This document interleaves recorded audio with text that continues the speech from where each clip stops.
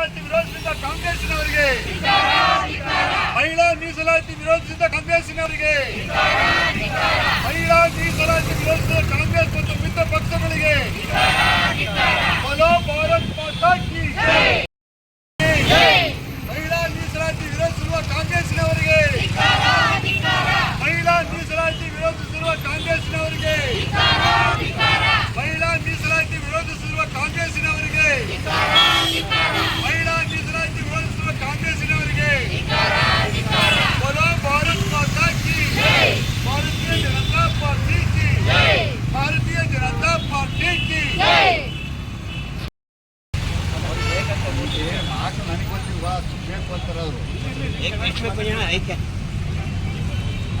ಮೂವತ್ತು ವರ್ಷಗಳಿಂದ ಹೋರಾಟ ಮಾಡಿದಂತಹ ಮಹಿಳಾ ಮೀಸಲಾತಿ ಅನ್ನೋದನ್ನ ಬಿಜೆಪಿಯ ಒಂದು ನರೇಂದ್ರ ಮೋದಿ ನೇತೃತ್ವದ ಕೇಂದ್ರ ಸರ್ಕಾರ ಈ ಮಸೂದೆಯನ್ನ ಮಂಡಿಸಿದಾಗ ಖಂಡಿತವಾಗ್ಲೂ ಮತ್ತೊಮ್ಮೆ ಈ ಹೋರಾಟಕ್ಕೆ ನ್ಯಾಯ ಸಿಗುತ್ತೆ ಅನ್ನೋ ನಂಬಿಕೆ ಇತ್ತು.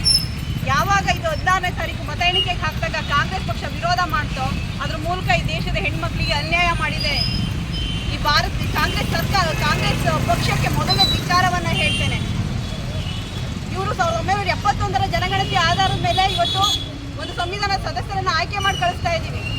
1976ರಲ್ಲಿ ಇಂದಿರಾ ಗಾಂಧಿ ಅವರು ಸ್ಪಷ್ಟವಾಗಿ ಹೇಳ್ತಾರೆ, ಕ್ಷೇತ್ರಗಳ ಮರು ವಿಂಗಡಣೆ ಆದಲ್ಲಿ ದಕ್ಷಿಣ ಭಾರತದ ರಾಜ್ಯಗಳಿಗೆ ಅನ್ಯಾಯ ಆಗ್ತದೆ, ಉತ್ತರ ಭಾರತದ ರಾಜ್ಯಗಳಿಗೆ ಪ್ರಾಬಲ್ಯ ಸಹಜವಾಗಿಯೇ ಸಂಸತ್ನಲ್ಲಿ ಹೆಚ್ಚಾಗ್ತದೆ. 1976ರಿಂದ 2026ವರೆಗೂ ಈ ಒಂದು ವಿಚಾರವನ್ನು ಹೇಳ್ಕೊಂಡು ಬರ್ತಾನೆ ಇದ್ದೀರಾ. ಇದು ಪರಿಹಾರ ಸಿಗಲಿಕ್ಕೆ ಆಗಲ್ವಾ? 50 ವರ್ಷಗಳಿಂದ ಆಡಳಿತವನ್ನು ಮಾಡಿರ್ತಕ್ಕಂತಹ ದೆಹಲಿ ಆಡಳಿತ ಮಾಡಿರ್ತಕ್ಕಂಥ ಕಾಂಗ್ರೆಸ್ ಪಕ್ಷಕ್ಕೆ ಈ ಒಂದು ಜನಸಂಖ್ಯೆಯನ್ನ ನಿಯಂತ್ರಣ ಮಾಡುವ ಶಕ್ತಿ ಇರಲಿಲ್ವಾ? ನೀವು ಆ ರೀತಿ ಮಾಡಿದ್ರೆ ಇವತ್ತು ಈ ಅನ್ಯಾಯದ ಮಾತು ಬರ್ತಿರ್ಲಿಲ್ಲ, ಈ ಮಸೂದೆ ಮುರಿದು ಬೀಳ್ತಿರ್ಲಿಲ್ಲ. ನಾವು ಪ್ರಾತಿನಿಧ್ಯವನ್ನ ಒಂದು ಮೀಸಲಾತಿಯನ್ನ ಯಾಕೆ ಕೇಳ್ತಾ ಇದ್ದೀವಿ? ಈ ಸಮಾಜದ ಮಹಿಳೆಯನ್ನ ನೋಡುವ ದೃಷ್ಟಿಕೋನ ಬದಲಾಗಬೇಕು.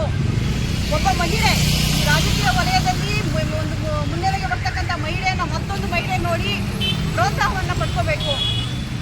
ಮತ್ತು ಈ ದೇಶದಲ್ಲಿ ಸರ್ಕಾರದ ಯೋಜನೆಗಳನ್ನ ಫಲಾನುಭವಿಗಳು ಮಾತ್ರ ಮಹಿಳೆಯರು ಅನ್ನೋದನ್ನ ಸುಳ್ಳು ಮಾಡಿ ಈ ದೇಶದ ಆಡಳಿತವನ್ನ ನಡೆಸಬಲ್ಲಂತಹ ಪಾಲುದಾರರಾಗಿ ಮುಂದೆ ಬರಬೇಕು ಅನ್ನೋದು ಈ ಬಿಜೆಪಿ ಸರ್ಕಾರದಲ್ಲಿ ಮತ್ತೆ ನರೇಂದ್ರ ಮೋದಿ ಅವರ ಉದ್ದೇಶ ಆಗಿತ್ತು. ನೀವು ತೋರಿಸಿದ್ದು ನರೇಂದ್ರ ಮೋದಿ ಅವ್ರನ್ನ ಅಥವಾ ಈ ಮಸೂದೆನೆಲ್ಲ ಈ ದೇಶದ ಹೆಣ್ಣು ಮಕ್ಕಳನ್ನ ತೋರಿಸಿದ್ದೀರಾ. ಈ ದೇಶದ ಹೆಣ್ಣು ಮಕ್ಕಳ ಗೌರವಕ್ಕೆ ಅಪಮಾನವನ್ನು ಮಾಡಿದ್ದೀರಾ. ಈ ಭಾರತ ಅಂತ ಇತಿಹಾಸವನ್ನು ತೆಗೆದುಕೊಂಡ್ರೆ ಶ್ರೀಮತಿ ಇಂದಿರಾ ಗಾಂಧಿ ಅವರು ಮಾತ್ರ ಇಲ್ಲಿವರೆಗೂ ಏಕೈಕ ಪ್ರಧಾನಿಯಾಗಿ ಈ ದೇಶದಲ್ಲಿ 15 ವರ್ಷ ಆಡಳಿತವನ್ನು ಮಾಡಿದ್ದಾರೆ.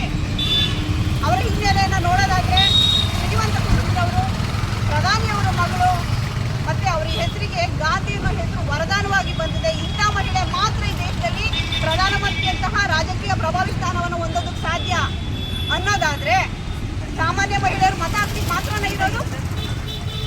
ಅವರಿಗೆ ಯಾಕೆ ಅವಕಾಶಗಳನ್ನ ಕೊಡಬಾರ್ದು?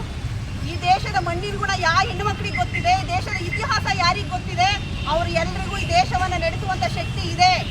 ಅವರಿಗೆ ಅವಕಾಶವನ್ನ ಕೊಡಬೇಕು ಅನ್ನೋ ಕಾರಣಕ್ಕೆ ಮೋದಿ ಅವರು ಈ ಮಸೂದೆಯನ್ನು ತಂದು ಕೊಡ್ತಿದ್ರು.